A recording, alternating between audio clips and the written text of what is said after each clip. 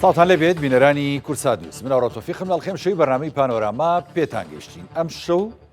کۆمەڵێک بابەتی گرنگ بۆ ئێوە، بۆ موچەخۆران یاریمی کوردستان،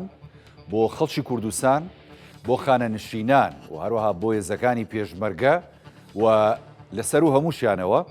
بۆ مانگرتوانی شاری سلێمانی ئەخەینە بەردەمتان. کۆمەڵی وردەکاریە کە پەیوەندی هەیە بە موچە، بە بودجێ هەرێمی کوردستان، ڕادستکردنی داهات، ڕادستکردنی نەوت، پاشان بزانین بەغا تا چەند مولتەزیمە بە بەڵێنەکانی خۆی. ئایا 12 موچەمان بۆ نێرە لەم ساڵە دانیشی ناردوو، ینی 11 ماوە. بابەن دەبێت بەوە ڕێکارەکانی ئەو لێبڕینی 100,000 موچەی خانە نشینیانە بۆ بەغا بەرپرسە یا هەرێمی کوردستان؟ دەبەن وەڵام ئێمە ژۆرەگرین. بابەتیشیکە کە زۆر گرنگە و تەشیری لێکرێتەوە بابەتی تەوتینە. تەوتین ئەم ساڵە بێت جێبەجێ بکرێ یاخود نا، بەغاڵەیە بێ بکرێ، هەرێم بزین ئەیکایە نا. لەم سەر و بەندەشدا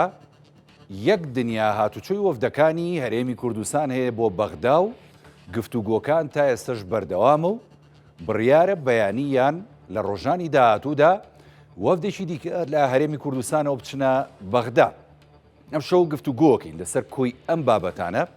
و وەڵامی پرسیارەکانیشتان کە لە ڕێگەی سۆشیال میدیای کورسات نیوزەوە ناردبووتان بۆ بەڕێز دکتۆرە نەرمین معروف، ئەندامی لێژنەی دارایی لە ئەنجومەنی نوێنەرانی عێراق کە بە سوپاسەوە لە ستۆدیۆ لە بەرنامەی پانۆراما لەگەڵمە. بەخێر بێ دکتۆرە. سوپاس بۆی کە بانگێشتی ئێمەت قبوڵ کرد. دەمێکە داوام لێ یەکەم بەڵام ئەزام سەرقاڵبووی بۆیە نەهاتی. سپاستانەکەم، سپاس بۆ بەڕێز و هەروە سڵاو ڕێزم بۆ سەرجەمبینەرانی کەناڵی کورسات نیوز. یاخوا بەخێر بێ سەر چاوانە. سپاس دەکەم. بە سەرەتا لەوە دەست پێ بکەین. خۆشبەختانە هەرێمی کوردستان و بەغدا گەیشتوونەتە ڕێکەوتنێک. ڕێکەوتنەکە کۆمەڵی خاڵی تیا جێکراوەتەوە و لە چوارچێوەشیدا ینی لە ڕێی ئەنجومەنی نوێنەرانی عێراق کە پرۆژە یاسایی هەمواری بودجەی 2025 و هەموار کرایەوە. کۆمەڵی بابەتی هەرێمی کوردستان جێکرایە و کۆمەڵی بابەتی بەغداش جێکرایەوە. ئەمەوێ لەم بارەیەوە کۆمەڵێک زانەریمان بۆ خەیتە ڕوو. ڕێکەوتنەکە لە ئاستی پێویستایە متمانی هەردوو لای هەبوو خۆشحاڵی ئەهێنێ بۆ خەڵکی کوردستان یاخود نەخێر. ئەم بابەتی هەمواری یاسای بودجە ئەمە ڕوون بێت بەڕاستی تێکەڵی یاسای بودجە خۆی نەکرێت. ئەمە هەمواری یاسای بودجێ واتە تعدیلی یەکەمە. ئێمە زانین بودجەی 2023 و 24 و 25 یەک جار دەنگی لەسەر درا لە ساڵی 2023 بۆ یەکەمین جار بۆ لە عێراقا بودجەی 3 ساڵە پەسەند کرا. واتە دەقەکانی ئەم یاسایە کە 78 مادەیە بۆ 3 ساڵ بەکاریە یاخود جێبەجێکرێت. 2 ساڵی ڕۆیشتووە ئەم ساڵ ئێمە کۆتا ساڵێکە 2025. یەکێک لە مادەکانی ئەم یاسایە کە مادەی 12 یاساکەیە، ئەم مادەیە کە پەیوەندی هەیە بە کولفە یا تێچووی دەرهێنان و هەناردەکردن و گواستنەوەی نەوتی هەرێمی کوردستان. ئەم مادەیە لە دەقە ئەسڵیەکەی ساڵی 2023 ئاستەنگی دروستە کرد بۆ هەناردەکردنی نەوتی هەرێمی کوردستان. طبعاً لە ناو یاساکەیە دیاری کراوە کە هەرێمی کوردستان بێ ڕۆژانە 400,000 بەرمیل نەوت لە ڕێگەی کۆمپانیای سۆمەوە هەناردە بکە یا لە ڕێگەی وەزارەتی نەوتی عێراق بۆ پێداویستی ناوخۆ بەکاری بێنێ. ئەم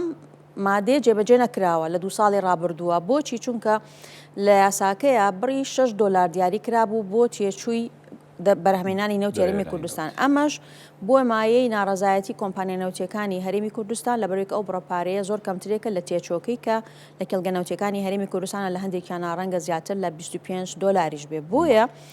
ئەم جێبەجێنەکردنی ئەم دەقەی یاساکە عێراقی مەحروم کردووە یاخود خەزێنەی دەوڵەتی فیدراڵی مەحروم کردووە لە 2 ساڵی ڕابردووە لە داهاتی فرۆشتنی نەوتی هەرێمی کوردستان کە بۆیە ڕۆژانەوە کووتمان 400,000 بەرمیل بێت هەناردە بکرێت و بە پێی نرخی هەر بەرمیل لێگرانی کەم $70 دیاری کرابوو کە لە هەندێک ڕۆژاتوانین بڵێن لە $70 زیاتر بۆ لە بازارەکانی جیهانە. بۆیە ئەمە زیانێکی دارایی گەورەی بە بودجەی عێراق گەیاندووە و لە بەرامبەریشە ئێمە هەرێمی کوردستان زەرمەندوین لە بەرەوەی کە ئێمە نەمانتوانیوە پشکی هەرێمی کوردستان بە تەواوی لە بودجە وەربگرین لە بەرەوەی کە ئەم مەرجەی یاساکە جێبەجێ نەکراوە. بۆیە لە ماوەی چەند مانگی ڕابردووە دانووسانێکی زۆر کراوە لە نێوان کۆمپانیا نەوتیەکان، حکوومەتی فیدراڵ و هەروە حکوومەتی هەرێمی کوردستان لەسەرەوەی کەوا چۆن لەم ئاستەنگە دەرباز ببین، چۆن هەمواری ئەم یاسایە بکرێتەوە. بۆیە خۆشبەختانە توانین بڵێن 2 هەفتەیەک بەر لە ئێستا کاتێککە دەنگ درا بە هەمواری یاساکە تەمان لە دوای گفتوگۆیەک و جەدەلێکی زۆر لە لیژنەی دارایی و لە پەیوەندی لەگەڵ وەزارەتی بەتایبەتی وەزارەتی دارایی وەزارەتی نەوتی عێراق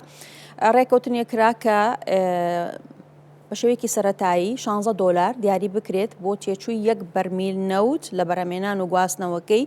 و لە ماوەی 2 مانگە هەرێم و بەغدا کۆمپانیایەکی پسپۆر ڕێبکەوە لەسەر دەستنیشانکردنی کۆمپانیایەکی پسپۆر بێت سەردانی کێڵگەنەوتیەکانی هەرێمی کوردستان بکاوە کولفەی ڕاستەقینە یا تێچووی ڕاستەقینەی ئەم کێڵگەنەوتیانە دەستنیشان بکەوە دوای ئەوە مراجعی ئەو $16 بکرێتەوە واتە لە سەرەتاوە کە چاوەڕوانەکە لە چەند ڕۆژی داهاتووە نەوت هەرێمی کوردستان هەناردە بکرێتەوە لە سەرەتاشا ڕێککەوتون کە لە 300,000 بەرمیلەوە دەست پێ بکە هەناردەکردنەکە سۆمۆ لە ڕێگەی بەندەری جیهانی تورکیاوە هەناردەی بازارەکانی جیهانی بکە خۆی تەسویقی کاواتە بیفرۆشێ و لە بەرامبەر هەر بەرمیلە نەوتێکە وەزارەتی دارایی فیدراڵ $16 تێچوو باتەوە بە هەرێمی کوردستان ئەم $16 بەردەوامە بێت تا ئەو کاتێک کە لە ماوەی 2 مانگاوتم هەرێم و بەغاڕێکەوە لەسەر کۆمپانیا پسپۆرەکە ئەگەر لەم 2 مانگایان ڕێنەکەوتن ئەوە بەپێی یاساکە حکوومەتی فدرال لای خۆیەوە دەستنیشانی کۆمپانیایەکی پسپۆرەکە بێ ئەو کارە لە ئەنجام بدا دوای ئەوە کۆمپانیاکەیت دەستنیشانی واکەم کێڵگانە چەندێکە تێچووکە اینجا مراجعی ئەو $16 ئەکرێ لە هەندێک کێڵگە $16 زیاتری تێبچێ ئەکرێ لە هەندێکیشی کەمتری تێبچێ مهمەوێ پاکتاوی دارایی لەگەڵ هەرێمی کوردستاناکە جا ئەمە ناوەڕۆکی هەمواری یاساکەیە واتە ئەمە یاسای بودجە خۆی نییە یاسای بودجەی 2025 هێشتا نەهاتۆتە پەرلەمان بەڵام نەخێرێشان نەهاتوو ئەم هەموارە تەنها مادەی 12 بڕگەی دووەم خاڵی جیمی ئەم یاسایەیە بەڵام بێگومان ئەم گۆڕانکاری کە ئێستا ڕوویداوە لە یاسای بودجەیە کاریگەری بێ لەسەر خشتەکانی بودجەی ساڵی 2025 کە چاوەڕوان نەکرێت لە کۆتای مانگی ڕەمەزانە سەرەتای مانگی چوارە وەکو ساڵەکانی ڕابردوو یاسای بودجەی یاخود خشتەکانی بودجەی ساڵ 2025 بێتە پەرلەمان بۆ ئەوەی کەوا پەسەند بکرێ بەڵام بە لە بەرچاوگرتنی ئەم گۆڕانکاریانەی کە ڕوویاوە لە مادەی 12 چونکە بەپێی گۆڕانکاریەکان یاخود هەموارەکە خەرجی ئەو تێچووی بەرهەمی نەوتی هەرێمی کوردستان لە خەرجیە سیادیەکانی عێراق ئەژمارەکرێ هاوشێوەی نەوتی کێڵگەنەوتیەکانی تری ناوەڕاست و باشووری عێراق و کرێ گواستنەوەکەشی بە هەمان شێوە لەبەرەوە ئەمە کاریگەری بێ لەسەر تێچوو لەسەر داهاتەکانیش بە هەمان شێوە بەدڵنیاییەوە کاتێککە ئەفرۆشرێت و داهاتەکەی چێتە ناو خەزێنەوە ئەژمارەکرێت لەبەرەوە بێ چاوەڕوانی بودجەی ساڵ 2025 بکەین کە وەکوتم ڕەنگە مانگێ دوو مانگێکی تر بگاتە پەرلەمان ئەو کاتە اینجا پشکی هەرێمی کوردستان بەپێی ئەم خشتە نوێیانە دیاریەکرێت ناو لە دوای ئەوەی کە یاساکە بەگشتی هەموارکرا ئەنجا پشکی هەرێمی کوردستان دیاریە یاساکە هەمواری ناوێ یاساکە مسادقی ئەوێت چونکە بەپێی مادەی 77 یاسای بودجەکە خۆی ئەڵەیە بێ ڕاستە بودجە بۆ 3 ساڵە بەڵام بۆ ساڵی 2024 2025 جارێکی کا بێ مەجلیسی نواب واتە ئەنجومەنی نوێنەرانی عێراق خشتەکانی داهات و خەرجی پەسەند کاتەوە ساڵی پاروامان کرد بەبێ گۆڕانکاری تقریبی 211 تریلیۆن بۆ بودجەکە پەسەند کرا ئەم ساڵ بێگومان ژمارەکە گەریە زۆرتە بێگەریە کەمتر بێ لەو بڕەپارەیە مهمەیە پێویستی بە پەسەندکردنی ئەنجومەنی نوێنەران هەیە بەڵام بەدڵنیاییەوە بەبێ ئەو گۆڕانکاریانەی کە ڕوویاوە لە مادەی 12 و ئەم دوو مانگەش کە چێتە بواری جێبەجێکردنەوە کاریگەری بێ لەسەر پشکی هەرێم لەسەر خشتەکان و هەروە جگەلەوەی مەچاڕوانیەوەکەین کەەوە ئەنجامی سەرژمێری عێراق پەسەند بکرێ و ژماری دانیشتوانی هەرێمی کوردستان لە کۆی دانیشتوانی عێراق کە نزیکەی لە 14 ئەم ژمارەیە ڕنگدانەوەی هەبێ لەسەر پشکی هەرێمی کوردستان و ئێمە وەکو ئەنجومەنی نوێنەران یاخود وەکو نوێنەرانی کورد داکۆکیەکەین لەسەرەوەی کەوا هاوشەوەی ساڵی پار و پێرا 12.67 نەبێت لەبەرەوەی کە ئەگەر ئەنجامی سەرژمێری پەسەند بکرێ پێویستە پشکی هەرێمی کوردستان بکرێتە لە ساعت 14 ینی بابەتی سەرژمێرێکە خۆی ئەمە ئیکشی حکوومەتە هێشتا ئەنجامە کۆتاییەکانی سەرژمێری ڕانەگەیەنراوە بێگومان لە دوای بەڕێوەچوونی پرۆسەکە هەندێک ژمارە بڵاو کرایەوە کە بەپێی ئەو با بڵێن سەرنجامە سەرەتاییانە پشکی یان بڵین هەرێمی کوردستان ڕێژەی دانیشتوانەکە لە 14 عێراق پێگەهێنێ لەبەرەوە ئەمە بنەمایە بەپێی مادەی 120 دەستور بەرگەی سێهەم کە ڕێژەی دانیشتوان بکرێتە بنەمای دابشکردنی داهاتە فیدراڵیەکان کە لە ماوەی ڕابردووە ئێمە توانی بڵێن لە 6 ساڵی ڕابردووە 12.6 بۆ هەرێمی کوردستان دیاری کرابوو کەمە زۆر کەمترێک بوو لەوەی لە شایستەکانی هەرێمی کوردستان بەڵام هەمیشە پاساوی ئەوە هەبووکەوە سەرژمێری نەکراوە لە عێراق بۆیە ئەم ڕێژەیە فەرزکرابوو لە سەرێمی کوردستان بەڵام ئێستا ئەنجامەکان ئەوە سەلمێنن کە لە 14 بۆیە پێویستە بەپێی ئەو ڕێژەیە پشکێرمی کوردستان ناوبووجا دیاری کرا. ئەم جارەیانی کە بودجەکە بۆ شێوەی کەوتە زیاد کرا و پەسەند کرا ئەتوان ئەو 14 جێ بکەنەوە لە 14 ئێمە چاوەڕێیەکەین یەکەم جار پەسەند ئەنجامەکانی سەرژمێری بە شێوەیەکی فەرمی یەکلا بکرێتەوە کۆتایی پێ بهێنرێت چونکە هەندێک لە با بڵێن ئەنجامەکانی سەرژمێری هێشتا پەسەند نەکراوە لەبەیە کە داتای ورد بوون بە تایبەتیوانەی کە پەیوەندی بە باری گوزەران و بژێویەوانە ئەمانە هەر کات پەسەند کرا و کاتە بنەمایەکی فەرمیمان بەدەستەوە بێ بۆ ئەوی کەوا داکۆچی لە پشکێرمی کوردستان من تێبگەم ئەم ساڵ پەسەند ناکرێت و بە تەماژنینە لەم بودجەی 2025 بابەتەیەک لا بکەنەوە وایە نا دکتۆر نەرمی خۆی ئەوە کەوتۆتە سەرەوەی کەوا کوامیان پێشکوامیانەکەوێ بەڕاستی ئەگەر بێت و ئەنجامەکان پەسەند کرێت لەبەرەوەی وەزارەتی پلاندانان چەند جارێک باسیەوە کردووە کە تاوکو کۆتایی مانگی شوباتیان پێویستە بۆی کە ئەنجامەکان پەسەند بکرێت و یەکلا بکرێتەوە هێشتا مانگی دوو تەواو نەبووە و هەمیش لە هەمان کاتیشا هاتنی یاسای بودجە بۆ ساڵی 2025 کە من نازانی کوامیان پێشکوامیانەکەوێ بەڵام بە تەقدیری خۆمە یعنی کە ڕەنگە لە کۆتایی مانگی ڕەمەزانەوە هاوشەوەی ساڵانی ڕابردوو لە مانگی 4 یاسای بودجە بێت. باش سواز بخوا بودجەکە مادەی 12 کە پەیوەندی هەیە بە هەرێمی کوردستانەوە بەم شێوازە پەسەند کراوە و نەوتی هەرێمی کوردستانیش بەم زوانە ڕادەسەکرێ و تا ڕادەیەک ینی چۆنەڵی بیان و بڕی بەغدا بین بۆەوەی کە ئەڵێ داهات نادا هەرێمی کوردستان نەوتەکەی نادا و فەرمووە هەمووشتەکان لە ژێردەستی بەغدایە کەواتە موچەخۆرانی هەرێمی کوردستان بۆ ساڵی 2025 زامن کراوە بە تەواوەتی یاخود نەخێر گرفتمان بۆ دروستە بێت چکە سۆدانیش دڵنیای کردینەوە کە ئەڵێ زامن کرا و کێشەتان نەماوە. بەڵێ جا خۆی بەسەڵی زامنکردنی یاسای با بڵێن پشکی هەرێمی کوردستان ئەوەی کە تایبەتە بە موچە لەسەر بنەمای مادەی 13 خاڵی هەشتم لە یاسای بودجەیە ئەم موچە زامن کراوە لەناو ئەو یاسایە دووش ئەم یاسایە بۆتە بنەمای دەرچوونی بڕیارەکەی دادگای فدرالی ساڵی پار لە مانگی شوباتی پارە لە 21 دووە کە بۆتە ئیلزامێک لەسەر حکوومەتی فیدراڵ کەوا موچەخۆران و خانشتانی هەرێمی کوردستان بنێرێ واتە ئەمە بنەمایەکی هەم یاسایی هەیە هەم بنەمایەکی با بڵێن قەزائیشی هەیە بۆ ئەوەی کەوا موچە زامن بکرێ. بەڵام ئێمە ساڵی پار و ئەوەی کەوا موچەی مانگی 12 نەدرا کێشەکە گەڕێتەوە بۆ کەمی ئەو پارەی کە تەرخان کرابوو بۆ موچە لە ناو خشتەکانە ئێمە پشکێرمی کوردستان نزیکی 21 تریلیۆن دینار بوو بەڵام ئەو پارەی کە تەرخان کرابوو بۆ موچە بە فەرمانبەران و خانشینان و نزیکەی 11 تریلیۆن و 500 ملیار دینار بوو ئەوەی تری بۆ تەرخان کراوە بۆ ئەوەی کە پێوترێ بودجەی تەشغیلی یاخود با بڵێن بەگەرخستنی دام و دەستگاکان سیانە هەروەهاوە نردوێتی ئەوە بۆ نەخێر بەزمە تەرخان کراوە ینی خشتەکانی بودجە لە چەند ئەمودێک پێک هاتووە واتە ئەو پارەیە بە هەمووی وەکوتمان 21 تریلیۆنە بەڵام هەمووی بۆ موچە نییە بۆ چەند بابێکی تری خەرجیە وەکوتماوە بۆ بواری وەبەرهێنانە بۆ بواری بەگەرخستنی دام و دەستگاکانە سیانەیە ئەمانە چەند بابێکی ترن تەنها لە بابی بودجەی بەگەرخستنە ئەوەی کە پێوترێ موچە تعویزاتی مۆزەفین لەگەڵەوەی کە بۆ ڕعای اجتیماعی و خانشین ئەمانە ئەوە بە هەمووی کاتە 11 تریلیۆنی و کە ئەم ڕەپارەیە بەشی ئەو تەواوی 12 مانگەی نەکردووە بۆیە مەسەلەی کە ئێستا ئاڵێن بۆ ساڵی 2025 موچە زامن کراوە بەپێی ئەو دانوستانانەی کە شاندی هەرێم کردوێتی لە ماوەی ڕابردووە لەگەڵ حکوومەتی فیدراڵ بە تایبەتی وەزارەتی دارایی ئەوەیەکەوە پێداویستی هەرێمی کوردستان مانگانە بۆ موچە کە نزیکەی 1 تریلیۆن دینارە ئەمە لەبەر چاو بگیرێت یاخۆ لەبەر چاو گیراوە و ڕێککەوتون لەسەرەوەیکەوە مانگانە ئەو پرەپارەیە لە ناو خشتەکانی موچە بڵێن بودجە جێگەی بکرێتەوە کە نزیکی ڕەنگە بگاتە 13 تریلیۆن دینار ئەم ساڵ بە هەردووکی بە موچەخۆران و خانشینانەوە ئەمە لە کۆی پشکی هەرێمی کوردستان ئەمە بە دڵنیاییەوە ینی ئیشی حکوومەتە ینی لەبەرەوەی کە دوجار من داتاشیان بۆ بەرەم یا هەر پەرلەمانتارێکی کە داتا بەری بۆ وەزارەتی دارایی ئیشی ئێمەنی و لە ئێمە وەرناگرن چکە دوجارەوە ئیشی حکوومەتە بڵێ ئەوەندە بڵێ وەکو وەزارەتی دارایی بڵێ ئەوەندە موچەخۆرم هەیە ئەوەندە خانەنشینم هەیە ئەوەندە تۆڕی چاودێری کۆمەڵایەتیم هەیە داتا و ژمارەکانیان لای ئەوانە بۆیە بەپێی ئەو داتانەی کە ئێستا ئاخر شت پێشکەش کراوە و لیستی موچە بەپێی ئەو زانیاریانەی کە دەستمان کەوتووە دوای با بڵێن یەخستنی لیستی موچە و پاکردنەوەی و ئامادەکردنی و پەسەندکردین لەیان بەغداوە بە پێوەیەکەوە ئەم مانگی یەکەم موچەدا بەشکرا لە کۆی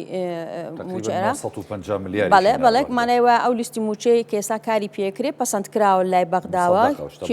کێشەی لەسەر نییە بە پێ ئەو بڕەپارێکەوە پێویستە ئەبێ لە ناو خشتەکانی بودجەی ساڵ 2025 ئەم بڕەپارەیە بوونی هەبێت واتە تەخسیسی بۆ کرابێت ژمارەکە بێتە لە پەرلەمانیش ئێمە پەسەندی بکەین بەڵام ئەوەی ساڵی پاروەکوتم بەبێ گۆڕانکارێک من چەند جارێکی شتەنەت لەم کەناڵ ئازیزی کورسای شۆ باسم کردوتم ئەو بڕی 11 تریلیۆن و 500 ملیارەی کە لە ناو بودجەیە دانراوە بۆ موچەخۆران و بۆ خانشینان بەشی ئەو بڕەپارە و موچاناکە کە لە ئێستای واتە ساڵی پار لەو کاتەیە هەبووە هیچ گۆڕانکاریەکی کە قبول ناکات لە بەرەوەی ئێمە زانین گۆڕانکاریەکان کە لە لیستی موچەی خانشینانە کرا لە دوای پەسەندکردنی یاسای بودجە بوو واتە ئەو بڕەپارەی کە دانرابوو لە ناو یاسای بودجەیە پێش بڕیاری هاوتاکردنی موچەی خانشینان و یاخود بەگرێ بەسکردنی وانە بێژان و ئەم گۆڕانکاریانەی کە کرا لە هەرێمی کوردستان دەتوانین بڵێن لە شەژمانگی دووهەمی ساڵی پارە ئەمانە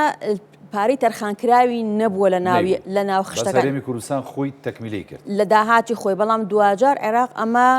لە کۆی شایستەکانی هەرێم حسابەکە یاخود حسابی کردووە بۆی ئەو پارەشی کارێمی کوردستان لە داهاتی ناوخۆ خەرجی کردووە بۆ ئەم هاوتاکردنە گۆڕانکاریانەی کە کراوە لە موچەکانە لەسەر هەرێمی کوردستان و لەسەر پشکی هەرێمی کوردستان حسابووە بۆیە هەروەش بووکەوای کردکەوە ئەو بڕەپارەی کارێمی کوردستانیش خەرجی کردبوو لەگەڵ ئەوەی کەوا عێراق خۆی نردبووی هەمووی ئەیکردەوە تەخسیساتەکەی هەرێمی کوردستان بۆیە بەشی پارەی مانگی 12 نەکرد بۆیە پێدانی زانیاری دروست لەسەر موچەخۆران بە فەرمانبەران بە خانشینا بە تۆڕی چاودێری کۆمەڵای بە هەموو توێژانێک کە موچە وەرەگرن ئەمە ئەرکی حکوومەتی هەرێمی کوردستان و بە تایبەتی وەزارەتی داراییە بۆ ئەوەی کەوا ئەو بڕپارێکە داوا ئەکرێ بۆ ئەم توێژانە ڕقمی ڕاستەقینە بن بۆی لە کۆتایی ساڵە ئەو کێشەیە دووبارە نەبێتەوانەیە کە وەکوتم ساڵی پاڕوویە بۆیە ئەمە ئێستا بە پێوەی کەوا ڕێککەوتنی لەسەر کراوە هەرێم و بەغدا بەڵێڵێن تەواو موچەی 12مانەکە کێشەمان نییە و بڕی پارەی پێویست و بەپێ ئەو ژمارانەی کەوا هەیە ڕێککەوتنمان لەسەر کردو ماوە تۆ سەرەوەیکەوە کە خشتەکانی بودجە هاتە پەرلەمان ئێمە وەکو پەنجەمەی نەران نەهێڵین دەستکاری و تەخسیسانە بکرێ وەکو خۆی بتوانین ڕزامەندی پەرلەمانتارانی کەی بۆ وەربگرین و پەسەند بکرێەوە خۆی یەک پرسیاری کورتەکەم لەسەر موچەی مانگی 2024 دواتر دێمە سەر بابەتی خانەنشینان و ئەو لێبڕینەی کە هەبوو چکە زۆر چاوەڕۆن و پرسیاریشە زۆر وهات بوو بۆ بابەتە کە بەچی یاسایەکەس بۆچی بڕاوە ئایا ئەگەڕێنەوە بۆ ئەوانی ساڵی 2014 چکە کۆمەڵە تەفاسی لۆ جەنابە باشتر بزانی 12 تەواو خەڵک دەستی لێ بشواد یاخود نەخێر چکە قسەیەک هەیە باغا 441 ملیاری نردووە ئەمان وەکو هەرێمی کوردستان 250 ملیار دینارێکیان ماوەتەوە هی 12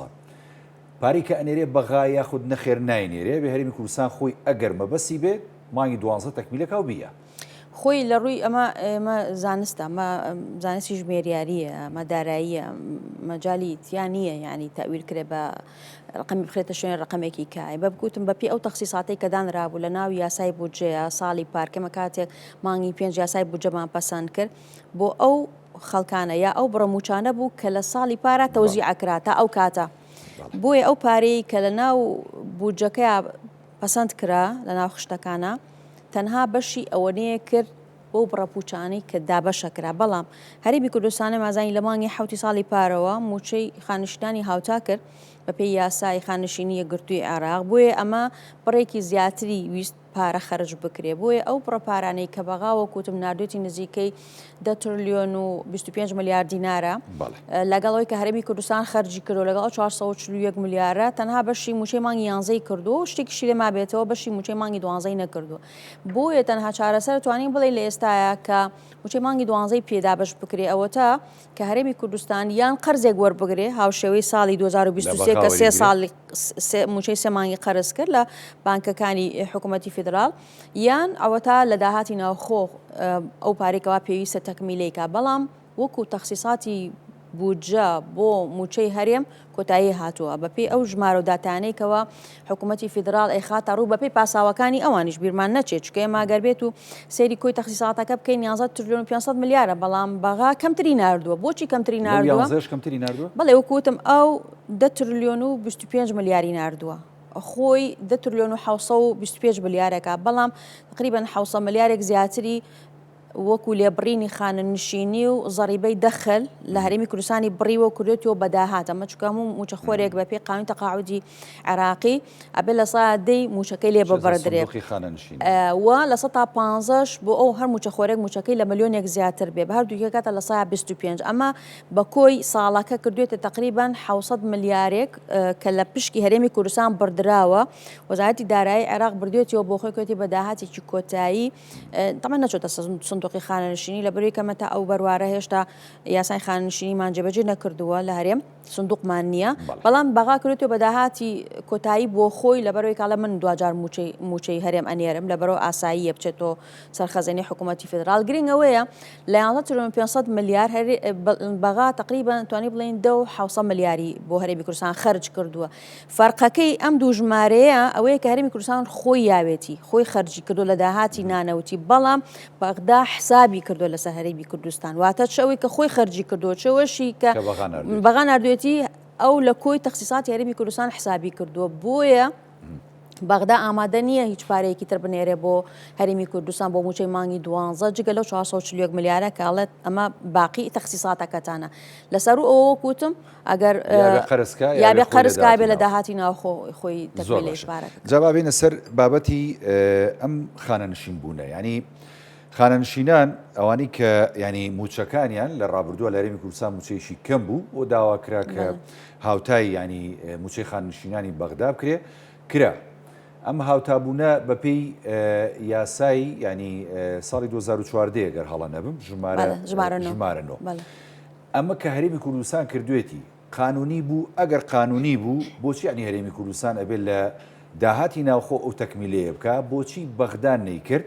لە ساڵی 2025 ئەم هاوتاکردنە بەردەوامە بێ گەر بەردەوامە بێ بەغدا پارەکەی ئەنێرە یان نا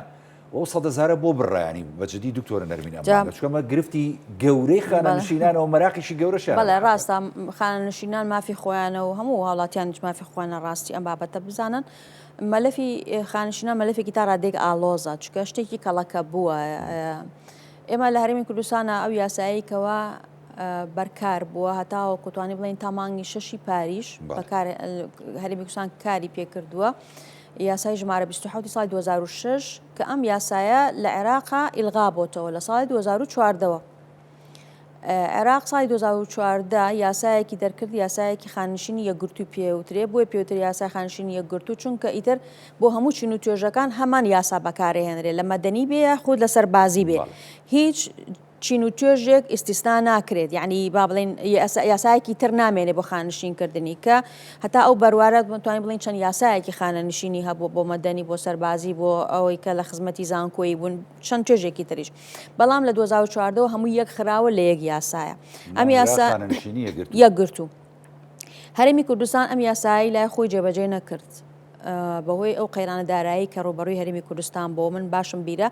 لە سەرەتای ساڵ 2015 هەرێم هەوڵێکیش بوو لەلایەن پەرلەمانی کوردستانەوە بۆ ئەوەی کە ئەو یاسایە جێبەجێ بکرێت تەنانەت دیمەوە وەکو من وەکو پسپۆرێکی ئابووری لە زانکۆی سلێمانی یەکێک ملۆ کەسانی کە یاساکەمان لە پەرلەمانەوە بۆ هات بۆی دراسی بکەین و سەرنج و تێبینی خۆمانی بخەینە سەر تا هەرێمی کوردستانیش لە پەرلەمان ئەم یاسایە نافیزکە بەڵام بەهۆی قەیرانی دارایی هەرێمەوانەیە نەتوانرا لە کاتی خۆ ئەم یاسایە جێبەجێ بکرێت بۆیە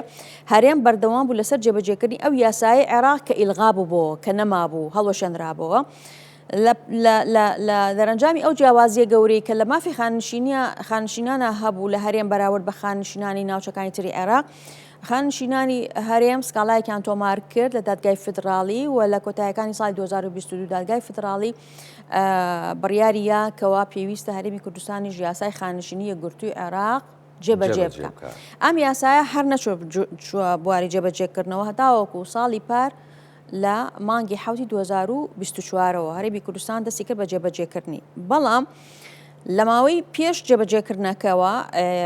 خانشینانی هەرێم هەوڵێکی زۆریان نییە و چەند جارێک سەردانی بەغدایان کرد و لانە پەیوەندیدارەکانیان بینی بۆ ئەوەیکەوە هەرێمی کوردستان ئەو یاسایە جێبەجێ بکات و ئەوانش موچەکانیان هاوتا بکرێت بەڵام وەکوتم ئێمە لە مانگی 5 یاسای بودجەمان پەسەند کردبوو پەسەندمان کردبوو کە هێشتا موچەی خانشینان بە بڕژموارە کۆنەکان تایە حساب کرابوو ئەو هەمواری تیانە بوو بەڵێن گۆڕانکاریی تیانەکرابوو گرنگەوەیە هەرێمی کوردستان لای خۆیەوە تاگلایانە یاساکەی جێبەجێ کرد وە لە داهاتی ناوخۆی هەرێمی کوردستان ئەو جیاوازیەی بۆ خانشینان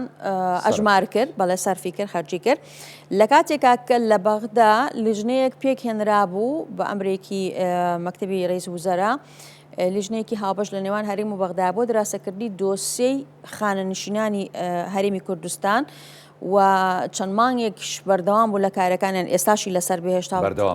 هەر بەردەوامن چونکە وەکوتم دۆسێکی ئالۆزە و هەرێمی کوردستانیش لە ماوەی چەند مانگی ڕابردووە توانی بڵێن تەنها بۆ خانشینانی مەدەنی ئەم یاسایە جێبەجێ کرد تەنها لە بابەتی هاوتاکردنی موچەکانیانە و بەغداش لای خۆیەوە لە بابەتی لێبڕینی خانەنشینیەکە کاری بە یاساکەی عێراق کرد یەکگرتووەکە کرد کە وەکوتم لە سایە دەی موچەی فەرمانبەران لە 15 باجی دەرامەت کرد لەسەر فەرمانبەران فەرزەکرا کەمە جۆرێک لە تەناقوزە توانین بڵێن دژبەیەکی دروست کرده بوو یانی لایەکەوە لە پارەکەیە بەغدا پارەی خانشینانی بە هاوتاکراوی خەرج ناکرد لە 6 مانگی ڕابردووی ساڵی پارە و لایەک شۆ لێ بڕینەکەی بەپێی یاساکەی خۆی جێبەجێ کرده بوو هەرێمی کوردستانیش بەبێ ئەوەی کەوا لە تەخسیساتی بودجێچکە ئێستامان نەمانێت بابەتی موچە بۆتە بابەتێکی فدراڵیەوە حکوومەتی فدراڵ خەرجیەکاتر لە هەر چین و توێژێکی هەرێمی کوردستان بێ بۆیە بەبێ گەڕانەوە بۆ بەغدا بەبێ ڕێکەوتن لەسەر ئەم پرسا بەبێ چاوەڕوانکردنی تەوابوونی کارەکانی ئەو لیژنەی کە پەیوەستە بەکاری خانشینان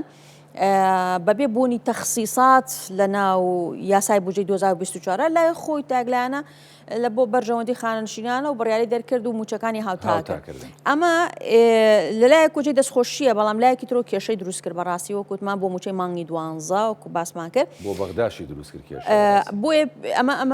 ماوەی ئەم ماوەی ڕابردوویەکێک لە تەوەرە سەرەکیەکانی گفتوگۆکانی نیشاندی هەرێم و بەغدا و لیژنە تەکنیکیەکانی هەردوولا بابەتی دۆسەی خانشینان بۆ بەڕاستی ئێستا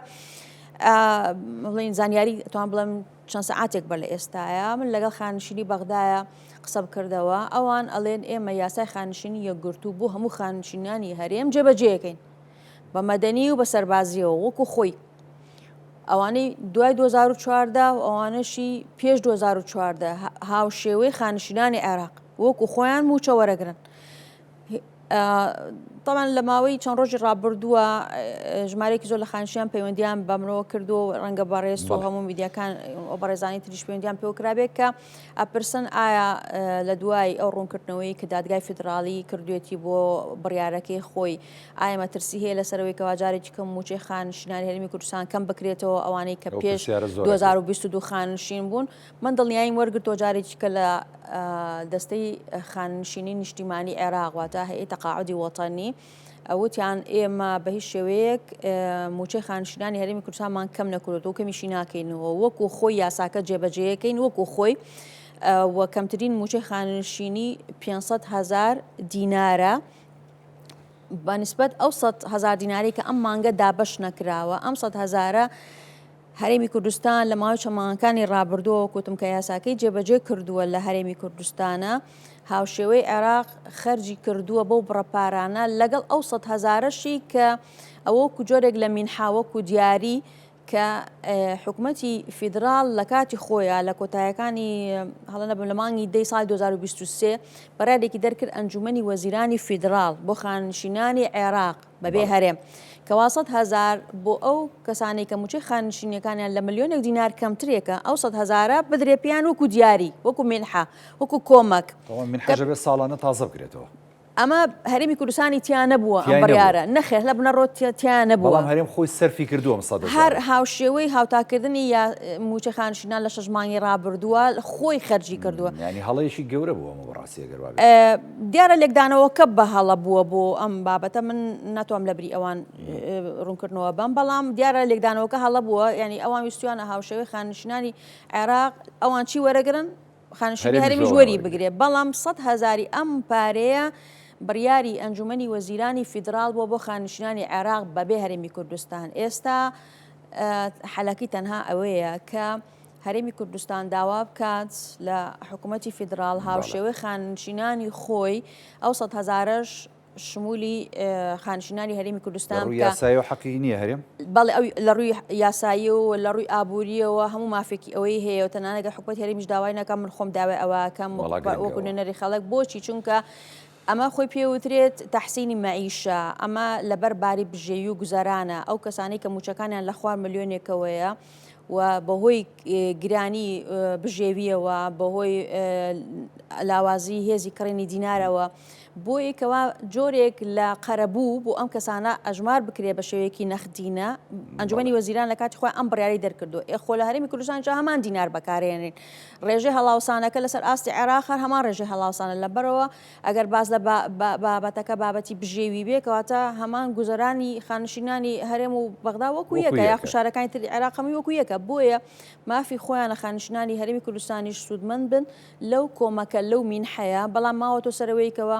هەرێمی کوردستان داوای ئەوە بکات کە خانشینانی هەرێمی کوردستانیش ئەو 100,000 بۆ خەرج بکرێت وەکو تومەگەرەوان ژنیان کرد ئەوە ئەرکی ئێمەیە و ڕەنگە من نەشوەستم لەسەر من وەکو خۆم داوایەکەم و داواکەم لە هەموو گەرانتیەکی وەرگرتووە دکتۆرە تۆ لەو بابەتەوە مافەکە لەبەرێکە بابڵێم کوتم بنەمایەکی یاسایی هەیە لە ڕووی یاسایی وەکوچم هەر دوجاریش ئەو دیناری کە ئێمە بەکارین هەما دیناری عراقیە هێزی کڕینەکەی لە هەر شوێنێکی عراقا بێ وەکو یەکە لەبەرەوە گەر ئەو پارەی ئەو موچەیە کە خانشینێکی عراق وەریەگرێت کەم بێ بەشی بژێوی خانشینەکە نەکات کەواتە خانشینەکە ئێمەش هەمان شێوەیە ئەو پرەپاری کەوریگە بەشی ناکە بۆیە مافی خۆیانە ئەو حەقێکە کە ئێمە داکۆکی لەکەین وی وادارم هەرێمی کوردستان خۆشی داوای ئەمەی کردبێ و کوتمەگەرەوان داوای نەکەن ئێمە وەکو نێنەرانی خەڵک منوەکو خۆم داوای ئەو مافە بۆ خانشینانی هەرێمی کوردستانەکە وڵاوە گرنگە دەستان خۆش بێ ئەو بابەتەشە باسکرەوەی کاڵی کەوەی لە دوای ساڵی 2014 خانەنشین بوو بن و لە دوای 2022 بە هەمان شێوە یەک مافیانە بێت زۆر پرسیاریان کردووە ئەمە توانم بڵێم چەند کاژمێرێک پێش ئێستا کە من لەگەڵ سەرۆکی دەستەی خانەنشینی نیشتیمانی عێراقا قسەم کردو لەگەڵ بەڕێز دکتۆر ماهر کە بەڕێوەبەری یاخود سەرۆکی دەستەی خانشینی عێراقا لەگەڵ واگفتوگۆم کردووە وتی هیچ گۆڕانکاریەکمان نەکردووە لە موچەی خانشینانی هەرێمە هاوشێوەی خانشینانی عێراق هەموو شایستەکانیان پارێزراوە کەواتە کێشیان نەبێت ومە ترسیشیان نەبێت خانشینان لە هەرێمی کوردستانەوە لە دوای 2014 هەیە بەڕاستی داگەڕێیان ئەگەر بێت و خوا نەکردە واش بێت ئێمە ڕێگە بەوە نایەین بۆچی چونکە ئەوە بێتە بابەتێکی نایاسایی هەر خۆی ئەو یاسایە ڕاستە لە 2014 تا 2024 لە هەرێمی کوردستانە جێبەجێ نەکراوە باشە و ڕاستە بڕیاری دادگای فدراڵی لە 2022 دەرچووە بەڵام گریمان ئەگەر لە دوای بڕیاری دادگای فدراڵیەوە جێبەجێ کرا بۆ ئەوانەی کە لە دوای 2022 خانەنشین بوون ئەی لە نێوان یعنی لە پێش ئەم بەروارە ئەبێ بە چ یاسایەک موچەی خانشیناندا بەش بکرێ ئەو کاتە سەر لێ شێوانی هەر نابێ ئەو یاسایی کە کاری پێکردو هەرێمی کوردستان نەماوە هەڵوەشاوەتەوە ئیلغا کراوەتەوە ماممکن یعنی یاسایە کە نەمابێ و دادگای فدراڵی خۆی وتوێتی ئەم یاسا ئیلغا بۆتەوە لە بڕیارەکە ئەم یاسا ئیلغا بۆتەوە هەڵوەشاوەتەوە کاری پێ ناکرێ جارێکی کە خۆی شەرعیەت باتەوە بە یاساکە ممکن نییە ئەوە شتێکی نایاساییە لەبەرەوە ینی منطقی نییە جارێککە بگەڕێتەوە دادگای فدراڵی شەرعیەت با بە یاسایەکی هەڵوەشاوە لەبەرەوە ئەمە کاری پێ ناکرێت لەبەرەوەکانی یاسایی و جگە لەوەش بڕیای دادگای فدراڵی گرنگتر و گەورەترێکە قەتعیە بە پێی دەستور وەک لە دەفسیرێک لە لێکدانەوەیە کە وەزارەتی دارایی فدراڵ داوای کرد بێ بۆیە من بە پێی وکوتم ئەم بنەمایانە توانە بڵێ هیچ مەترسیەک لەسەر موچەی خانشینانی هەرێمی کوردستان ئەوە جێگی خۆشحاڵیە ینی تەبێ خانشینان دڵنیا بن و دکتۆرە نەرین معروف کە خۆی ینی بە دوواداچوونی ور دەکات و خۆی خەمخۆریشتانە ئەو وەڵامەکەیەتی وە چەند ساعتێ پێشوی بێتە بەرنامەکە شۆ وەڵامی وەرگرتووە لەو بارەوە ینی ئینشاءڵڵا ئەوە بابەتە حەل بووە بابەتی خاننشینبوونی پێشمەرگەوانیش زۆر پرسیاریان لێ کردو یانی ساڵێ کە پێشمەرگەی خاننشینە بێ لەگەڵەوەی کە لە واجبایە و لە ئەرکایە موچەکەی هەرکەمە کە خاننشینیشە بێت بە یاسای عراقی بە هەمان شێوە موچەکەی زۆر کەمە بێتەوە ئەم گرفتیان چیە دکتۆرە دروست بووە خۆی ڕاستیە بابەتی خاننشینی سەربازی و ئەمنی تۆزێ ئاڵۆسترە لەبەرەوەی کە ئاشکرایە لە هەرێمی کوردستانە هەندێک موچەی خانشینی بۆ ژمارەیەک یا بەشێک لە خانشینانی ئەم هێز ئەمریکان و پێشمەرگە کە کراوە لە کاتی خۆیان بێوەیکەوە ئەو کەسانە لەو پلانەیە بوو بێتن بەڵام بە پلەی مەسەلەن وەکیل وەزیر یاخۆ بە پلەیەکی سەربازی کە خانشین کراوە بۆیە ئەمڕۆ کاتێک کە یاسای خانشینی عێراق جێبەجێ کرێت بەسەر هەموو خانە نشینانە ئەو گرفتە دروستە بێت هەندێک کەس موچەکەی ڕەنگە کەم بکە ئەمە لە لایەکی کەش خانە نشینان لە ماوەی ڕابردووە یەکێک لە گرفتەکانی کە چەند مانگی ڕابردووە ئەبووە هۆی چەند جارێک دواکەوتنی دابشکردنی موچە بەشێکی گشتیەوە بوو کە بەتایبەتی لە هێز ئەمنیەکانەوە بووکەوە خان نشینانی هێز ئەمنیەکان و پێشمەرگە تێکەڵاوی موچەخۆرانی وەزارەتی ناوخۆ ئەکران یاخود وەزارەتی پێشمەرگە بوو بۆی کە ئەما بووە لە بنەڕەتە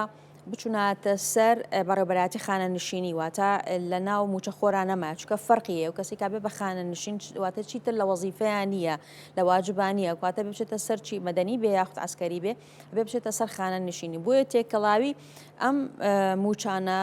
لە ناو لیستەکانە هەندێک جار کێشەی دروستە کرد بۆ هۆی دواکەوتنی لیستی موچە بۆیە ئێستا لە دوایی توانین بڵین ئەم مانگەوە کە ڕێک بۆتەوە لیستی موچە و بەغدا پەسەندی کردووە ئەوەی کە پێوترە خانە نشین لە مەدەنی یاخود لە سەربازی خراوەتە سەر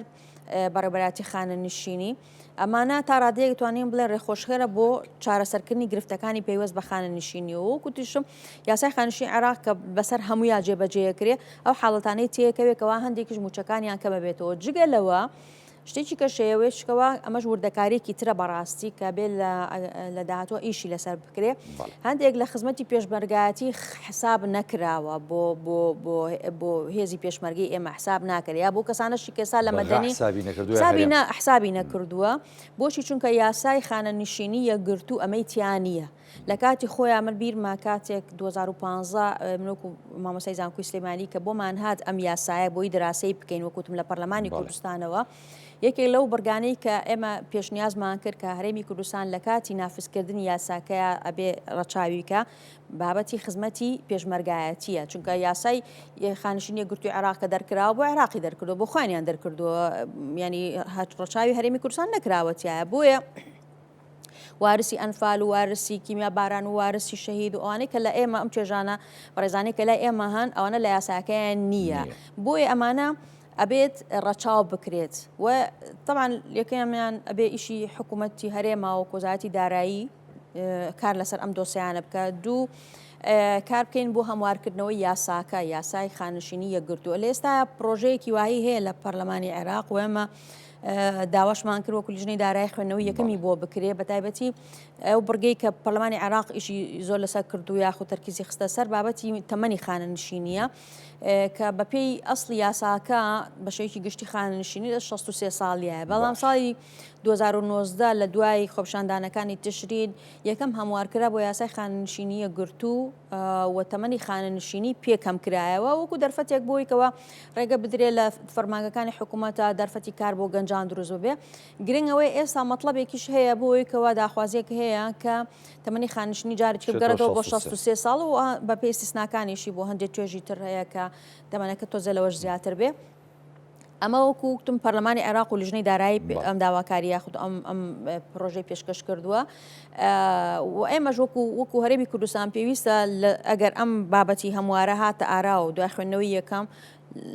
تاوەکو دەنگدان لە خوێندنەوەی دووەما پێویستە کار لەسەرەوە بکەین کەوا چەند ئەو بەرگانەی تر هەموار بکرێتەوە کە پەیوەندی هەیە بەم توێژانەی ئێمە بەتایبەتی و گوتم خزمەتی پێشمەرگایەتی یاخود ئەو توێژانەی تر کە لە ناو یاساکەی عێراق سوودمەندە پێشمەرگ و هێزە سەربازیەکان بەکوتمە بێت لەو هەموارەیە بتوانین جێگەی بکەینەوە تا ئەو کاتەش بێ هەرێمی کوردستان بتوانێت لە بەدانوستان لەگەڵ بەغدایە بتوانێت موچەکانیان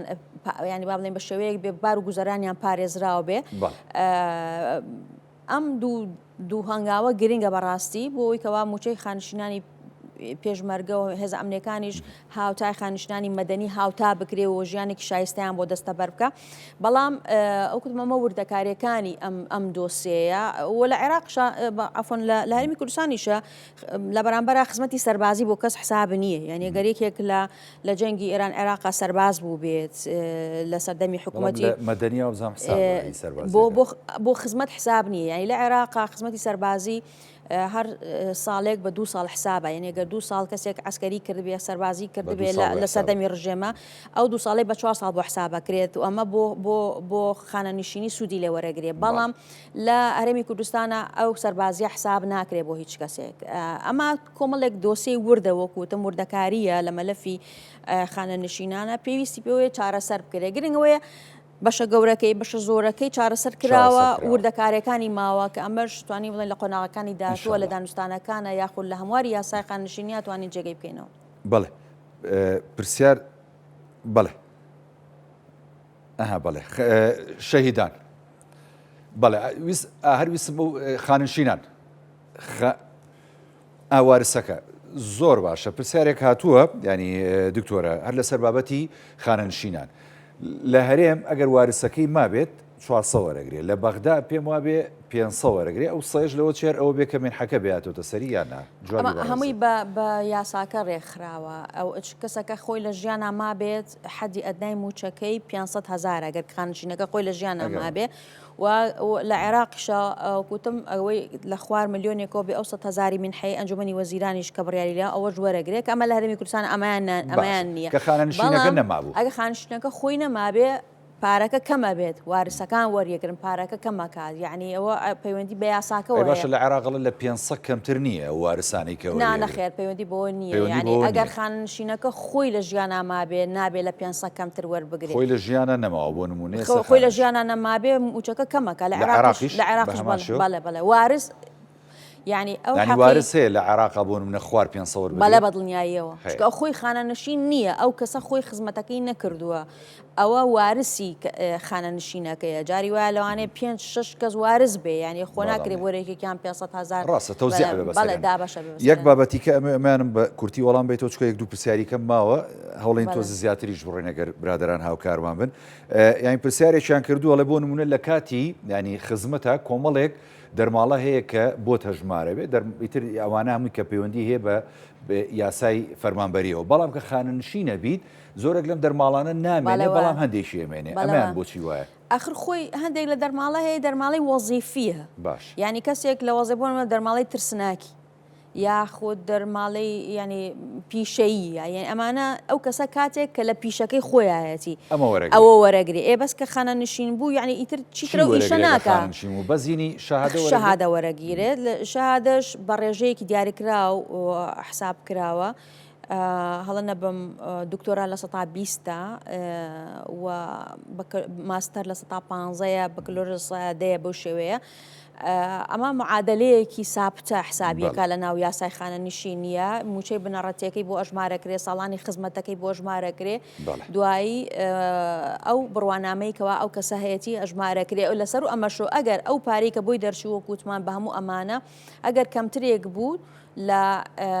500,000 دینار بۆ یەکێتە 500,000 دینار و لەگەڵی شاگەر کەمتر بۆ لە وەکوتمان هەموو ئەمانە لە ملیۆنێکش کەمتر بوو بۆ عێراق 100,000 وەرەگرێ وەکو تەحسینی مەعیشە ئەمانە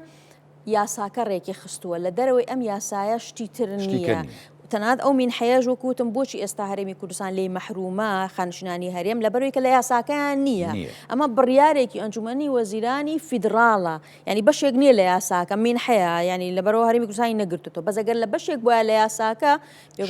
بێگومان شمولیە کرد. زۆر باشە بابەتێکی کە موچەی وارسی شەیدان ئۆنفالکراون لە عێراق زۆرە ینی موچەی شەیدان بەڵام لە هەرێمی کوردستان ینی لە 500ە داواکرا بوو لە ڕابردوو کە ئەم بابەتەش هاوتای بەغا بکرێت ئەکرێت یاخود نەخێر بەڵێ بەدڵنیاییەوە یاسای امتیازاتی وارسی شەهید لە عێراقا تعدیلێک ماکرد چەند مانگێک بەر لە ئێستا بەڵام ئەوانە تەنها ئەو کەسانە ئاگرێتەوانەیە کە شەهید بوون لە دەروی هەرێمی کوردستان واتە لە دەرەوەی سنووری هەرێمی کوردستان یعنی کوردی ناوچەکانی شوێنەکانی ناوچەکان ئەگرێتەوە بەڵام هەرێم ناگرێتەوە بابەتی هاوتاکردنەکەش چێتە چوارچێوەی چونکە وارسی شەهیدان لە زمانی تۆڕی چاودێری کۆمەڵایەتیە حسابە ئەوە پێویستی بەو هاوتاکردنەیە لەگەڵ عێراقا یعنی ئەمە لە وردەکاریانەیەکەوە کوتم ئەبێ لە داهاتوە ئیشی لەسەر بکرێ کابێ هاوتای بابڵێن وارسی شەهیدانی عێراق بکرێ بەڕاستی سەرمێنێ گۆرەگرن وارسی شەهیدانی لە ماوەی چەند ساڵی ڕابردووە لە عێراق گۆڕانکاری کراوە لە ماف و امتیازاتی ئەم توێژانەیە بەڵام لە هەرێمی کوردستان بەوەی ئەو قەیرانە دارایە بەردەوامی کە هەبووە لە ساڵی ڕابردووە ئەمانە هیچی نەکراوە لە خانشینان هەم لە تۆڕی چاودێری کۆمەڵایەتی بە هەموو توێژەکانیەوە بە وارسی شەهیدان و ئەنفال کراوان و کەماندامان و هەموو توێژانەی تر زیندانیانی سیاسی هەموو ئەمانە لەو دۆسیانن کە بێ لە داهاتووە قسەی لەسەر بکرێت چونکە دوجار موچە بە هەموو پێکاتەکانیەوە ئیتر هی فەرمانبەر بێ خانشین بێتە ڕچاودێری کۆمەڵایەت بابەتێکی اتحادیە لە ئێستایە کەواتە بێ وارسێکی شەهید لە کوردستان هاوشێوەی عێراق بێ یاخۆ زیندانێکی سیاسی لە هەرێمە بێ هاوشێوی زیندانێکی سیاسی عێراق بێ خانشینێکی هەرێم بە هەمان شێوە هاوتاکەی لە عێراق چەند وەرەگری هەموو ئەمانە بێ یەک بخرێتەوانێ بەڵام ڕەنگە کاتی پێویست بێ و ڕەنگە ئەمانە من ڕازگۆ بم ڕەنگە هەمووی لەم بوجیا جێگەی نەبێتەوە چونکە ئەمە لەبەرێکە لەلایەک وەگوتم بوجەکە خۆی دەقەکانی سابتە بۆ 3 ساڵ کەمە یەکەم تەجروبە بووە و مەسلەی ڕێککەوتنی هەرێم و بەغداش توانین بڵێن قۆناغەکانی بەردەوامە ینی شتێک نیە کۆتایی پێهات بێ مەلەفەکان زۆرن کێشەکانی 10 ساڵ بە ساڵێک کۆتایی نایەت بەڵام قۆناغی باشمان بڕیوە لەوەیکەوە هیچمان نەئەکەوت لە ماوەی ساڵانی ڕابردووە توانراوە ئێستا یاسای بوجۆ بڕیاری دادگای فدراڵی موچە زامن گابی کاتە مافێک بۆ موچەخۆرانی هەرێم و بیکاتە فەرمانێک و ئەرکێک لەسەر حکوومەتی فیدراڵ وەکوتم بابەتی هاوتاکردنی موچە خانشینانیش ئەوە سەرپێخراوە توێژەکانی ترش لە داهاتوە ئیشەڵا باش تا 50 ڕۆم برادران چکە 3 پرسیارم هاوبا لە دکتۆری بکەم هەموو ڕۆژە دکتۆرەمان دەست ناکەوێت سپاس دەکەم دکتۆریشان بابەتی زۆ پرسیار کراوە لەسەر ڕۆژ لە بەرزکردنەوە ئەکرێت ئەم ساڵ جێ ئەکرێتەوە لە بودجەکەیە جێکراوەوە یاخود نەخێر ئەمەش بە هەمان شێوە هەنگاوی دیکەیەوێت دکتۆرە ئەمە بابەتێکی ئیداریە ڕاگررتنی ئەو پلە بەرزکردنەوەیە با بڵێن لای حکوومەتی هەرێمە بەڕاستی بەڵام تەبیعاتە دارایەکەی لای حکوومەتی فیدراڵە واتە ئەو پلە بەرزکردنەوەی دوجا پارەیە هەرێمی کوردستان ئەمە بێ بکاتە ینی مەطلبی خۆی چکە مادام موچە و تۆزە پێش ساوتم بابەتێکی فدراڵیە ناکرێ موچەخۆرێک لە وەزارەتی تەندروستی فیدراڵ موچەکەی زیاتر بێت و پلەکەی بە بەهمان خزمەت و بڕوانامە لە پێشتر بێت لەگەڵ هاوتاکەی لە تەندروستی بۆ هەرێمی کوردستان ئەمە بە یەک بخرێتەوە بەڵام ئەمە ماوەتۆ سەر ئەمە ئیشی ئەو تیمە تەکنیکیە یاخلۆ شاندەیە باوەڕ ناکەم ینی بەڕاستی نازانم من هیچیان لای من باز نەکردووە نازم ئەگەر خۆیان قسەیان لەسەر کردێ بەڵام ئەمەیەکێکە لەو دۆسیانەی کە بێ لە داهاتوو ئەگەر قسەشی لەسەر ناکرێت لە داهاتوو قسەی لەسەر بکرێ ئەگەر بۆ بودجەی 2025 نەبێ بۆ 2026 ساڵانی داهاتوو بەڕاستی بەڵام پێشتر پێویستە هەرێمی کوردستان خۆی بەرارێک دەبکا بە پلە بەرزکردنەوە بێ دەست پێ بکاتەوە ینی ئەوە نییە بەغا بڕیار بۆ ئێمە کرد ینی عێراق ڕێگر نابێ ئەوە ئەبێ منێتەوە سەرەوەی کەواتۆ بە پلەکە لە ڕووی داریەوە بەرز بکرێتەوە دوای تەبیعاتە دارایەکەی شایسە دارایەکەی لە بەغا داواکرێ خۆ ئەمەی خانشینانی شەروا بوو هەرێمی کوردستان لای خۆ دەستی کرد بە جێبەجێکردنی بەبێ گەڕانەوە بۆ بەغدا وەکو بە ئەمریکی واقع لەسەر عێراق و بەبێ کە بڕیاری دادگای فدراڵیشت هەیە ئەمە بوو بە حەقێکی مکتەسەب و عێراق تا جێبەجێیەکە ئەمەش بە هەمان شێوە ینی پێویست هەرێمی کوردستان لای خۆ دەستکاتەوە بە پلە بەرزکردنەوە دوای ئەوە ئەو تەبیعاتە دارایی ئەم گۆڕانکاریە چی دروستەکە لە بڕی پارەی پێویست بۆ ئەم پلەبەرزکردنەوە ئەمە بێتە داواکاریەکانی ئەبێ لە زمانی داواکاریەکانی هەرێمی کوردستان بێت لە حکوومەتی فیدراڵ و داوای پارەی زیاتری بۆ بکرێ و من دڵنیام پرسیارێکی جەنابیشتان هەرەوەی کە بۆ منیش هاتوو بابەتی دامەزراندنەکان ئێمە بەدڵنیاییەوە هەرێمی کوردستان لە مانگی یەکەوە لە ناوەڕاستی مانگی یەکەوە بڕیاری خانشینکردنی 3 تەمەندرا چونکە جێبەجێکردنی بڕیاری یاخود یاسای خانشینیە گرتو بەوەی کە ئێستا تا ئێستا بەرکارە تەمەنی خانشینی 60 بە شێوەیەکی گشتی لە هەرێمی کوردستانە هەتاوە کونیاتی مانگی 12 توانین بڵێن تا 63 ساڵی بەردەوام بوو بەڵام تۆ ناکرێ یاساکە بەشێکی قوبول بێ و بەشێکی پێ قوبول نەبێ لەبەرەوە کە ئێمە وتومانەوەکو هەرێمی کوردستان یاسای خانشینیە گرتو جێبەجێیەکەین بۆیە بێ هەموو بەشەکانی یاخو مادەکانی جێبەجێکەین بە تەمەنەکەشەوە کە ڕەنگە زۆرێک لەو فەرمانبەرانەی کە خانەنشین کران پیان خۆش نەبوو بێ بەڵام دوجار ئەمە یاسایە ئێمە لە هاوتاکردنی موچەکەیە کە قوبڵمان بێ لە تەمەنەکەشا قوبڵمان بێ بۆیە سێ موالیت بەسەرێکەوە لە هەرێمی کوردستانە ئەوانەی کە تەمەنیان 61 و 62 63 ساڵ بوون ئەوانە خانەنشین کران بۆیە ئەمە مافی هەرێمی کوردستانە ئێستا داوای لە جێدانان بکە بۆ ئەمانە کە نزیکەی واتان 36,000 کەس ئەبێت بە مەدەنی و بەسەربازیەوە مافی خۆی هەرێمی کوردستان داوای ئەوە بکات لە شوێنی ئەمانە خەڵکی کە دابمەزرێنن کە بێگومان لە پێش هەموو کەسێکی شەوە چێن ئەوانەی کە سەیەکەمەکانن و هەروە خاوەن بڕواناوە باڵاکانی ماسەر و دکتۆراکانن کەمە گرێبەستەکانن وانە بێژەکانن خۆبەخشەکان هەموو ئەمانەی کەمان هەمویان خزمەتیان کردووە یاخود حەقێکیان پێدراوە لە ڕووی یاساییەوە پێویستە شوێنیان بکرێتەوە کە ژمارەکەیان نزیکی ئەو ژمارەیە کە ئێستا کەواتەوەش دەرفەتێکی باشە. دوو پرسیارم هەیە بە کورتیکەم جەنابی شەکە بە کورتی وەڵام بێت و سپاس دەکەم. تەوتین خەڵک هەمووی ئەمەیەوێ ئەکرێت یان ناکرێ ئەمساڵ؟ وەڵای ئەم بابەتی تەوتینە بەڕاستی یە مەرجی بەریای دادگای فدراڵیە و مەرجی ناو یاسای بودجەشە و دووپاتیش کراوەتەوە و لە عێراقیشە موچەی خۆران بەڕاستی بە بانکی کراوە یعنی بە بانکی واتە تەوتین کراوە لە بانکە لە ڕێگەی بانکەوە موچە دابەشەکە ئەمە مەرجێکە نابێت دەربازبوونی لێ نییە چونکە وەکوتمان ئێمە گە بڕای دادگای فدراڵیمان قبول بێت و بیکەینە بەهانە بۆ وەرگرتی موچە لە بەغدا کەواتە بێ هەموو بڕگەکانی ئەو بڕیاری دادگای فدراڵیمان پێ قبول بێ بە مەسەلەی تەوتیریشەوە کەمە زەمانەتێکی زیاتریا بە موچە خۆران و ئەمە مەطلبێکی توانم بڵێن زۆرینەی موچە خۆرانەوە وەکو فراکسیۆنی یەکێتی بەردەوامین لەسەر داکۆکێکردن و داواکردنی مەسەلەی تەوتینکردنی موچە لە بانکە فیدراڵیەکان ئەو ماوەتەوە سەرەوەیکەوە لە داهاتووە ئەم قۆناغەبزانی لە دوای ئەو سکاڵایی کە فراکسیۆنی یەکێتی تۆماری کردووە لەسەر جێبەجێ نەکردنی بڕیاری دادگای فدراڵی بزانین وەڵامی دادگا چییە بێ بەڵام بەدڵنیایی و ئەمە داواکاریەکی سەرەکی ئێمەیە و بۆ زامنکردنی موچە خۆران سوورین لەسەرەوەیکەوە پێویستە موچە تەوتین بکرێت. ئینشاءڵڵا بەشکم تەوتیم کرێ و نەجاتمان پرسیاری کۆتاییم کە ئێمە وەکو هەرێمی کوردستان ئەم هەموو پابەندی خۆمان و هەچی بابەتەکانی خۆمانە لە ڕووی دارایی و لە ڕووی نەوت و لە ڕووی سەرچاوەکان و خسمانە دەستی بەغدا ئەخۆ بەغداژە بێ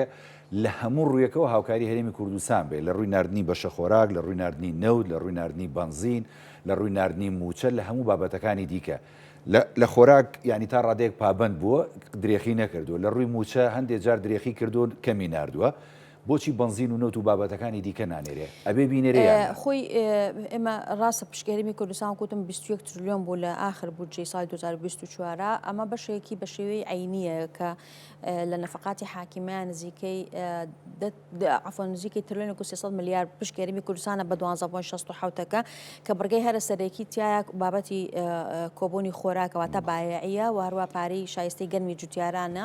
هەرێمی کوردستان و چەند بڕگەیەکی تر لە ناویشانە تەنانەت هەڵبژاردننی پەرلەمانی کوردستان و هەروەها خەرجی سەرژمێری لە هەرێمی کوردستانیشە لەنا ئەو خەرجی حاکیمانەیە دیاری کراوە و بەغدا لە ماوەی چەند ساڵی ڕابردووشە تا ڕادەیتوانین بڵێن لە جێبەجێکردنی یاخود لە خەرجکردنی پشکی هەرێم لە خەرجی حاکیمە پابند بووە تەنانەت لەو ساڵانەشی کە هەرێم پەیوەندی لەگەڵ بەغای باش نەبووە لە ساڵی ڕابردووە بایعی هەر هاتووە یعنی هەموو کەسێ کەم تا زۆر بایعی هەر وەرگرتووە ئەمە بەڵێن پێم وانییە کێشەیەکی هەبێت جگە لەوەیکەوە ئەگەر پشکێرمی کوردستان کرا لە 14 پێویستە لە خەرجی حاکیمەژە ئەمە پشکەکەمان زیاد بکە بەڵام بەنسبەت سوتەمەنیەوە ئەمە چەند جارێک جەختمان لەسەرەوە کردێتەوە کە لێرە بە دواوە کارێمی کوردستان نەوتی خۆی ڕادستی بەغداکە پێویستە هەرێمی کوردستانیش هاوچێوەی شارەکانی تری عێراق سوودمەند بێت لە بابەتی سوتەمەنی بە نرخی پاڵپشتیکراوی حکوومەتی فدرال ئەوان باز لەوەکەن ئەمە قسەی بەڵێن وەزارەتی نەوتە کە ئەو بڕەنەوتەی کە لەسەر هەرێمی کوردستان دیاری کراوە بۆ هەناردەکردن تەواوی بەرهەمی هەرێمی کوردستان نییە بەشێکی بەرهەمەکە هەرێمی کوردستان بەکارهێنێتەوە بۆ پاڵاوتن لە پاڵاوەکانی خۆیە واتە پێداویستی ناوخۆ بۆ پڕکاتەوە هەرێمی کوردستان خۆی دابینیە کات بۆیە ئەوان ئەڵێن ئێمە ئەو سوتەمەنیمان نەناردووە بۆ هەرێمی کوردستان چونکە بەرهەمی نەوت هەرێمی کوردستان لە 400,000 بەرمیل زیاترە مامێنێتەوە سەرەوەیکەوە هەرێم و بەغدا لەسەر مەلەفەش قسە بکەن بەڕاستی بە تایبەتی لە دوایەوەیکەوە تێچووی بەرهەمێنانی نەوت لەلایەن حکوومەتی فدراڵەوە بۆ هەر بەرمیلێنێک نەوت کوتمان لێستا 16 دلار دیاری کراوە و لێش نەشارمۆمەیەکێک بوو لە بابەتەکانی ناکۆکی نێوان ئێمەوە کوونرانی کورد و لایەنەکانی ترکا وترا ینی ئایا حکوومەتی فدرال ئەو 16 دلارە بۆ ئەو بەرمیلە نەوتانەش خەرجەکە کارێمی کوردستان بۆ پێداویستی ناو خۆی بەکارهێنێتەوە یان تەنها هینی ئەو نەوتانە خەرجەکات کە هەناردەی دەرەوە ئەکرێت ینی لەبەرەوە مەژێکی بابەتێک بوو کە بڵێن وردەکاریەکانی بەڕاستی لای ئێمە نییە چونکەوە دوجار شاندی دانوستانکاری هەرێم و بەغدا قسەیان لەسەر کردووە بەڵام بەدڵنیاییەوە دوجار مافی هەموو هاوڵاتیەکی هەرێمی کوردستانە و کە هاوشێوەی هاوڵاتیانی شارەکانی تری عێراق بانزین و نەوت و سوتەمەنیەکانی تر بە شێوەیەکی پاڵپشتی کرا و نرخەکەی بوو ئەویش دەستە بەر بکرێت هەرچەند لە ماوەی ساڵانی ڕابردووشە کەم تا زۆر بڕێکاری نێردراوە بەڵام ئەوە تەواوی پێداویستی هەرێمی کوردستانی دابین نەکردو و هەمیشە جیاوازیەک هەبووە لە نرخی سوتەمەنی بانزین و نەوت لە نێوان هەرێم و شارەکانی تری عێراق بووە ئەمە یەکێکە لەو بابەتانەیە کە پێویستە لە داهاتووە یەکلا بکرێتەوە ئایا ئەمە بەرپرسیارەتی حکوومەتی فیدراڵە